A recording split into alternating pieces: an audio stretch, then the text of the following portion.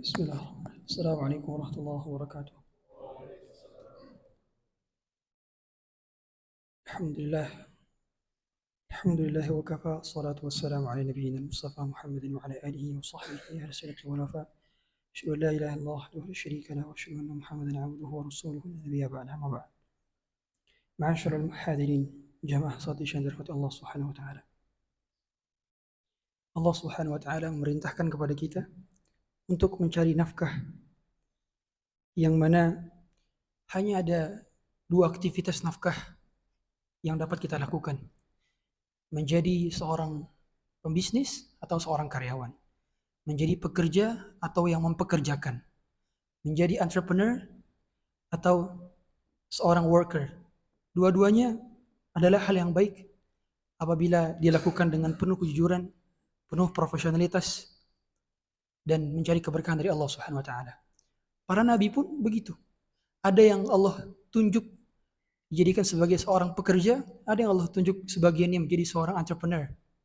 Yang menjadi seorang pekerja di antara Nabi Musa, bekerja ngangon kambing. Adapun juga Nabi Muhammad SAW pernah ngangon kambing juga ketika berumur 10 tahun. Kemudian menjadi entrepreneur dari umur 12 tahun sampai umur 39 tahun. Sedangkan beliau menjadi Nabi itu di umur 40 tahun sampai 63 tahun. Sehingga masa-masa beliau menjadi seorang entrepreneur itu lebih banyak dibandingkan masa beliau ketika menjadi seorang nabi. Kalau di total-total, Nabi Muhammad menjadi seorang pembisnis dari usia 12 tahun. Sehingga total 27 tahun dihabiskan menjadi seorang pembisnis. Sedangkan usia kenabian hanya berkisar 23 tahun. Banyak yang kita dapatkan bahwa cara Nabi SAW berbisnis adalah jauh, kemudian besar, dan banyak. Karena perjalanan jauh, kita tahu bahwa para pembisnis Arab Quraisy ketika itu bisnisnya antar negara, bahkan antar benua. Yang mana sekali bisnis itu ke Yaman, ke Syam. Kalau ke Yaman itu ke arah utara, kalau ke Syam berarti ke arah selatan. Karena jauh, otomatis harus banyak. Karena banyak, otomatis harus besar. Jadi sekali perjalanan, itu sudah global trading, international trading. Bukan cuma local trading. Jadi sunnah bisnis Nabi adalah sampai luar negeri. Dan ini banyak diadopsi oleh para sahabat. Para sahabat modalnya ada yang masuk Madinah, tidak bawa apa-apaan, tapi menjadi orang nomor kaya nomor 2 di Madinah ketika itu, yaitu Abdurrahman ibn Auf. Ketika pergi ke Madinah, hijrah tanpa membawa sedikit pun harta. Keluarga ditinggalkan, aset tinggalkan.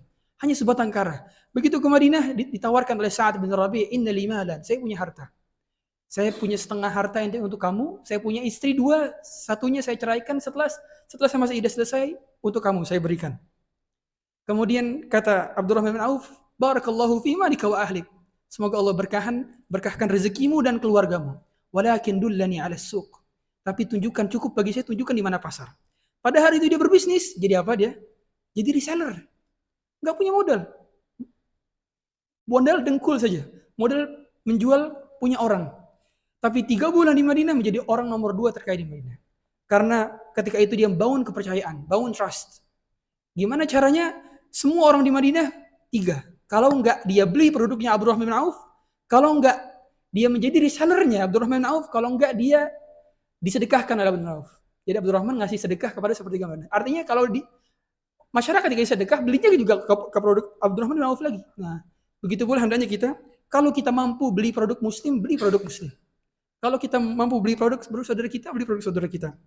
Saya kalau di rumah, meskipun Alfamart lebih dekat daripada warung tetangga, saya lebih milih warung tetangga.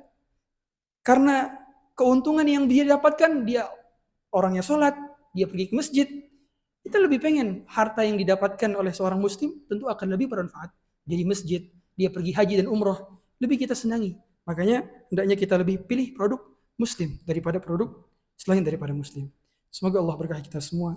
Dan semoga Allah jadikan kita amanah bekerja, karena ini adalah yang diberikan oleh Allah Subhanahu wa kita, dan kita ditakdirkan untuk bekerja di perusahaan ini. Oleh karena itu bekerja secara amanah merupakan tanggung jawab di hadapan Allah, bukan di hadapan atasan. Di hadapan Allah Subhanahu wa taala, sebelum di hadapan atasan. Subhanakallahumma wa bihamdik, asyhadu an la ilaha illa anta astaghfiruka wa atubu ilaik. Assalamualaikum warahmatullahi wabarakatuh.